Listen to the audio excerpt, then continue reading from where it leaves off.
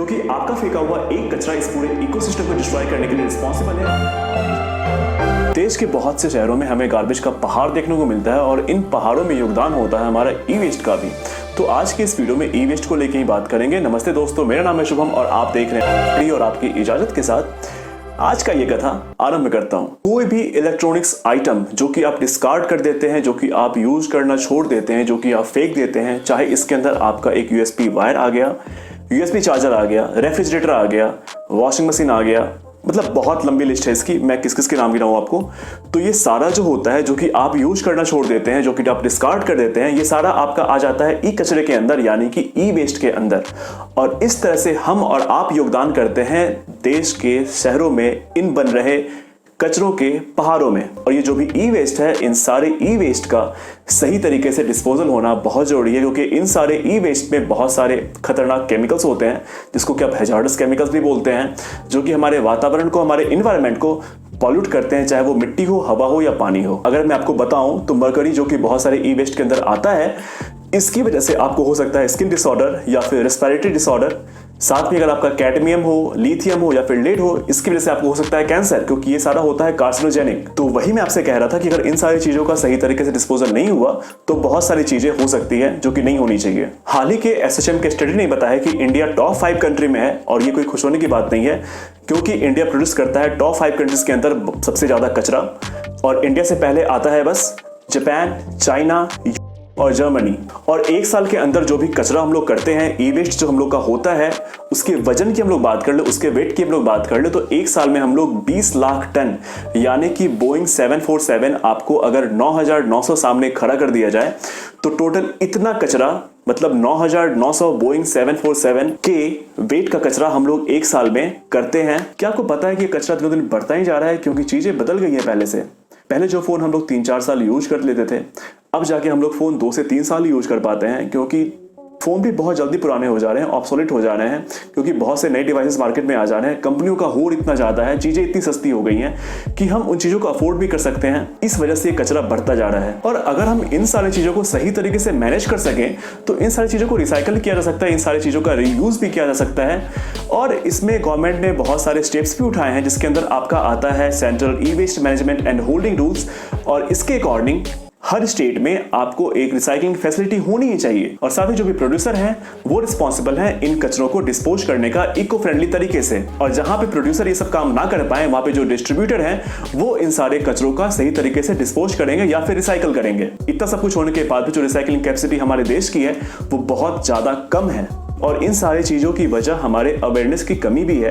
हालांकि पहले जैसा माहौल अब नहीं रहा, बहुत से लोगों को पता होता है कि ई वेस्ट के कचरों को कैसे डंप किया जाए, कैसे डिस्पोज किया जाए, कहाँ इसे किस चैनल पे दिया जाए। लेकिन जब तक हम सारे लोग इस बात को लेकर अवेयर नहीं होते हैं, तब तक रिसाइकलिंग कैपेसिटी भी हमारे देश की नहीं बढ़ने वाली है बहुत ज्यादा। क्योंकि जनरली हम लोग सामान जो डिस्पोज करते हैं, डिस्कार्ड करते हैं, वो बेच देते हैं कबाड़ी वाले को। लेकिन कबाड़ी वाले को ये नहीं पता होता है कि आपका ई वेस्ट किस चैनल को दिया जाए ताकि वो सही तरीके से, इको फ्रेंडली तरीके से डिस्पोज किया जा सके। क्योंकि आप बेचते हैं कबाड़ी वाले को, कबाड़ी वाला कहीं और बेचता है जहां पे कि ये सही तरीके से रिसाइकल नहीं हो पाता है, और रिसाइकल होने से ज्यादा वो पॉल्यूशन कर बैठते हैं। जैसे कि मैं आपको बताऊं कि अगर कोई मेटल प्लास्टिक से चिपका हुआ है तो वो उस मेटल को निकालने के लिए प्लास्टिक को बर्न कर देते हैं, जिससे कि बहुत ज्यादा पॉल्यूशन होता है। या फिर जो उनके यूज में नहीं आता है वो उसे लैंडफिल के लिए छोड़ देते हैं, जिससे कि सॉइल पॉल्यूशन बहुत ज्यादा होता है, और सॉइल के थ्रू वो आपके पानी में जाता है, ग्राउंड वाटर में जाता है, जिसकी वजह से पीने का पानी भी अभी के समय में बहुत सारे शहरों में कॉन्टेमिनेटेड है, पॉल्यूटेड है, जो कि आप सीधा पी नहीं सकते हैं। और इन सारे पॉल्यूशन की वजह है कि एक कबाड़ी वाला आपका सही तरीके से चैनलाइज्ड नहीं है। देश के अगर बड़े बड़े शहरों की बात कर ले तो वहां पे आपको बिन्स मिल जाएंगे जो कि ई वेस्ट कलेक्ट करते हैं, या फिर आपको ऐसी बहुत सारी कंपनीज हैं जो कि आपके डोर स्टेप पे आके ई वेस्ट को कलेक्ट करती है। लेकिन मैं बात कर रहा हूं देश के उन छोटे छोटे शहरों की, उन छोटे छोटे गाँवों की, जहां पे ये सारी फैसिलिटी अवेलेबल नहीं है। और कहीं ना कहीं वहां पे रहने वाले लोग मजबूर हैं अपने सारे चीजों को डिस्पोज करने के लिए कबाड़ी वाले को बेचने पर। मैं ये बिल्कुल नहीं कह रहा कि जो भी बड़ी बड़ी कंपनीज बड़े बड़े शहरों में है वो उन गांव तक पहुंच के वो सीधे सीधे उन सारे सामानों को लेके डिस्पोज करें।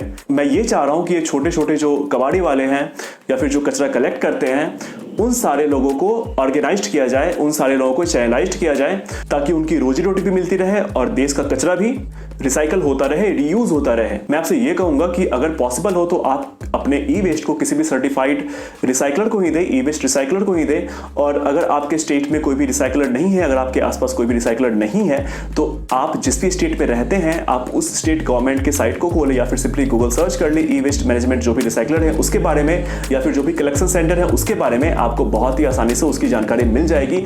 अगर पॉसिबल हो तो आप किसी सर्टिफाइड रिसाइकलर या फिर सर्टिफाइड कलेक्शन सेंटर में ही अपने ई वेस्ट को दिया करें। साथ ही ये कि अगर आप कोई भी इलेक्ट्रॉनिक सामान यूज करते हैं और वो आपके लिए कचरा बन गया है, लेकिन हो सकता है कि वो दूसरे के काम आ जाए, तो आप किसी भी सामान को ऐसे ही फेंक ना दें या फिर ऐसे ही यूज करना बंद ना कर दें। अगर आप उसे यूज नहीं कर रहे हैं और वो चलती हालत में है, चाहे वो फोन हो या फिर कोई भी इलेक्ट्रॉनिक्स आइटम हो, तो वो आप उनको दे दें जो कि उसका यूज कर सकते हैं, जो कि कैपेबल नहीं है कोई भी नए आइटम को खरीदने के लिए। अगर आप ये चीजें किसी को दे भी नहीं सकते हैं तो आप प्लीज सर्च करें गूगल पे या फिर यूट्यूब के अंदर ही कि आप उन चीजों को कैसे DIY कर सकते हैं, या फिर उन चीजों से और आप क्या क्या यूज किया जा सकता है DIY के अंदर। और अगर आपका सामान बिल्कुल भी यूज के लायक नहीं है तो आप उसे दे दें सर्टिफाइड ई वेस्ट रिसाइकलर को या फिर ऐसे कलेक्शन सेंटर को जो कि ई वेस्ट कलेक्ट करते हैं, क्योंकि आपका फेंका हुआ एक कचरा इस पूरे इकोसिस्टम को डिस्ट्रॉय करने के लिए रिस्पॉन्सिबल है। और मुझे नहीं पता ये वीडियो कैसा है, लेकिन मुझे ये पता है कि अगर मेरा ये बनाया हुआ एक वीडियो किसी एक बंदे को भी सुधार दे तो ये वीडियो मेरा सफल हो जाएगा। मिलते हैं फिर से किसी नए वीडियो में नए टॉपिक के साथ, तब तक के लिए धन्यवाद। Thank you.